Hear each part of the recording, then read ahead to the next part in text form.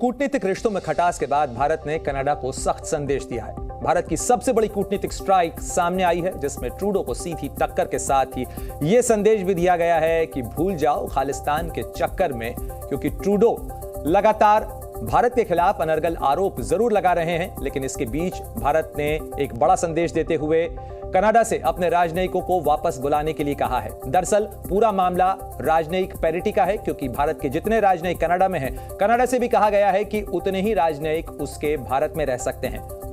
21 सितंबर को विदेश मंत्रालय ने यह साफ कर दिया था कि कनाडा सरकार को यह बता दिया गया है कि भारत इस मामले में राजनयिक पैरिटी चाहता है, यानी समानता चाहता है, और इसके मद्देनजर ही एक सूची बनाकर कनाडा सरकार को बता दिया गया है कि उसके 40 राजनयिकों को 10 अक्टूबर तक वापस जाना होगा।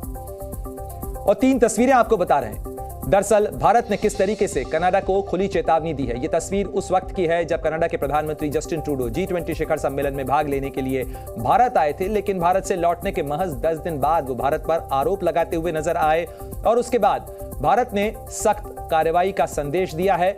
विदेश मंत्रालय ने कनाडा के उच्चायुक्त को तलब कर न केवल इस मामले में डिमार्श इशू किया था, बल्कि कनाडा के एक राजनयिक को तत्काल 5 दिन के भीतर भारत छोड़ने के लिए भी कहा गया था।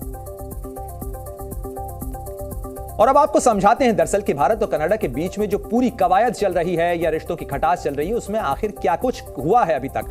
भारत ने सबसे पहले वीजा स्थगित किए, और देखिए वीजा स्थगित किया गया है, और इसके साथ ही जो 40 राजनयिक हैं कनाडा के, उनको भी भारत से जाने के लिए कहा गया है। दरअसल आपको यह समझना होगा कि भारत का एक उच्चायुक्त कनाडा में है, और इसके अलावा 2 कॉन्सुलेट भारत के वैंकूवर और टोरंटो में है, जबकि कनाडा की इससे कहीं ज्यादा राजनयिक उपस्थिति भारत के अंदर मौजूद है। यानी नई दिल्ली में कनाडा का उच्चायुक्त तो है ही, लेकिन उसके साथ साथ बैंगलोर, चंडीगढ़ और मुंबई में भी कनाडा के जो महावाणिज्य दूतावास हैं वो मौजूद हैं। यानी कनाडा के राजनयिकों की संख्या भारत में ज्यादा है और भारत के राजनयिकों की संख्या कनाडा में कम है। और इसी लिहाज से भारत ने यह सख्त संदेश देने की कोशिश भी की है कि कनाडा अगर चाहता है कि रिश्ते सामान्य हो तो उसको यह समझना होगा, और साथ ही यह कार्रवाई कनाडा को एक संदेश देने की भी कोशिश है, क्योंकि जाहिर तौर पर इससे कनाडा के उच्चायोग के कामकाज भी प्रभावित होंगे। तो एक सख्त संदेश, एक कड़ा संदेश देने की कोशिश भारत सरकार की तरफ से।